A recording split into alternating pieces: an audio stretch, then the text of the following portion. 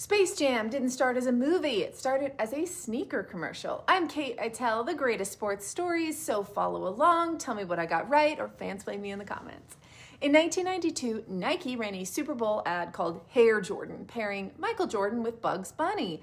It was funny, it worked, people liked it, and eventually Warner Brothers said, hey, let's make this into a feature film. Jordan retired in 1993, and then he played pro baseball, as many do in retirement from another sport. And he came back to basketball late in the 94-95 season. The Bulls were not yet the Bulls again. So that summer, he was filming Space Jam in Burbank, California. And he had one condition. If he was going to spend months on a movie set, he needed a real gym. So Warner Brothers built him one. They did not half-ass this gym. Jordan's personal trainer, Tim Grover, designed the interior. Regulation court imported from Long Beach State. Weight equipment, lounge area, big screen TVs, even a putting green. And it had private security and, of course, invite-only access. Only Jordan, Grover, and the pickup organizer, Nate Bellamy, had the keys. They controlled who got in, and Jordan would strategize how the teams were put together. This was not just play. It became known as the Jordan Dome, and they trained hard, and he invited his friends. All of this was in the off season, so basically it turned into a private NBA summer camp of NBA All-Stars. Those pickup runs weren't just casual workouts. They really became a proving ground. Jordan was coming off a year and a half away from the NBA, and so everyone wanted to see if he still had it. The players who showed up weren't there for cardio. They were there to measure themselves against him. So it felt less like open gym and more like an unofficial training camp, and word spread quickly. NBA stars rotated through the Jordan Dome all summer long.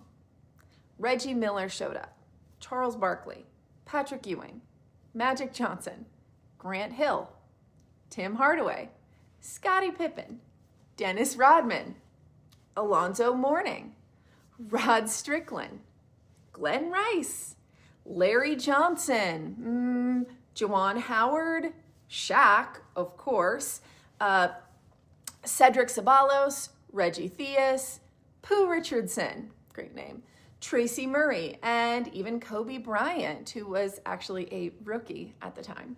Some nights the sidelines were packed, and not just with players for the next run, but agents, coaches, and even spectators, like watching closely these amazing games.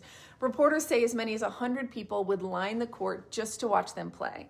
And it wasn't only basketball insiders. The set became a magnet for celebrities like Queen Latifah, LL Cool J, Halle Berry, the Wayans family stopped by to watch. So it was just this mix of Hollywood and, the highest level players, film crew by day, playoff intensity at night. What started as a production perk evolved into one of the most competitive off-season environments in all of basketball history. Jordan would film during the day, acting opposite of green screens, crew members reading lines, and literal tennis balls on sticks, standing in for animated characters. And then at night, he would get to work and compete hard. Multiple players later said that those runs felt like real heavy-duty competition and real conditioning and sharpening. Was Space Jam the reason the Bulls went 72-10 in the 95-96 season? I want to say yes, that it was because of Bugs Bunny and friends.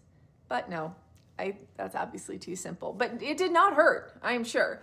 Jordan stayed in peak shape that summer, and he built competitive reps when, most superstars would have been resting.